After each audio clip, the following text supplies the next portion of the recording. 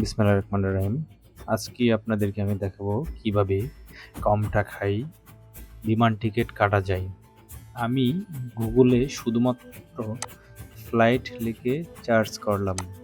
দেখেন বেশ কিছু ওয়েবসাইটের সার্চ রেজাল্টগুলো এখানে চলে আসছে। এই সার্চগুলা সাধারণ মানুষই এগুলো লিখে সার্চ করে। আমি এগুলা থেকে যাব না।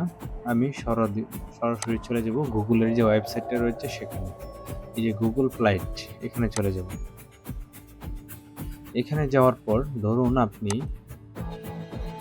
আমি ঢাকা হতে ডিএসসি মানে ঢাকা হতে হযরত শাহজালাল ইন্টারন্যাশনাল এয়ারপোর্ট থেকে আমি যাব হচ্ছে চেন্নাই।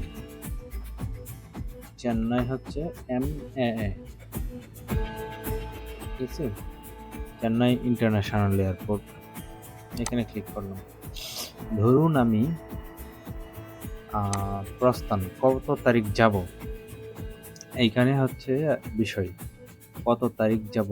এখানে দেখেন এটা হচ্ছে জুন মাসের ফেয়ার, আজকের ফেয়ার চলতেছে এরকম। এই যে দেখেন এটা হচ্ছে ফেয়ার, আমি যাই, এটা হচ্ছে ফেয়ার। তারপরেও আমি যদি একটু ব্রেকে যাই, ধরুন জুলাইয়ের 10 তারিখ, ঠিক আছে? আমি ফিরতে আসবো ধরুন হচ্ছে 30 তারিখ।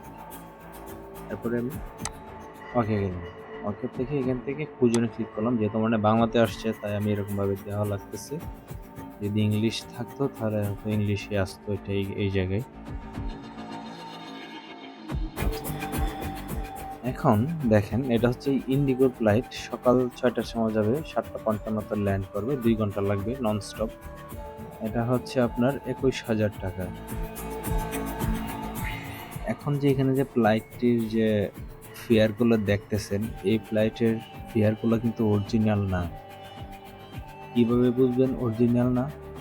ইতিপূর্বে বেশ কিছুদিন আগে আমি যখন চেক করেছিলাম তখন এইখানের যে ফ্লাইটের যে ফেয়ারগুলো ছিল, এই ফেয়ারগুলো খুবই কম ছিল। আপনার একজনের প্রতি ধরেন হচ্ছে ঢাকা থেকে চেন্নাই পর্যন্ত জনপ্রতি ছিল এয়ার ইন্ডিয়াতে 10,000 টাকার মতো।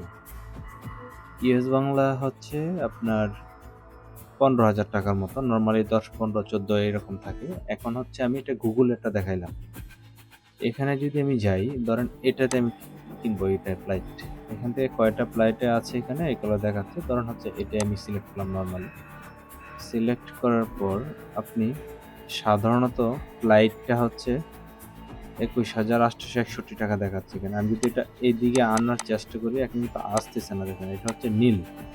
যখন এটা নীলের জায়গায় থাকবে, নীল জায়গাটায় থাকবে, এই কার্সরটা এখানে থাকবে, তখন ফ্লাইটের দামগুলো খুবই কম থাকবে।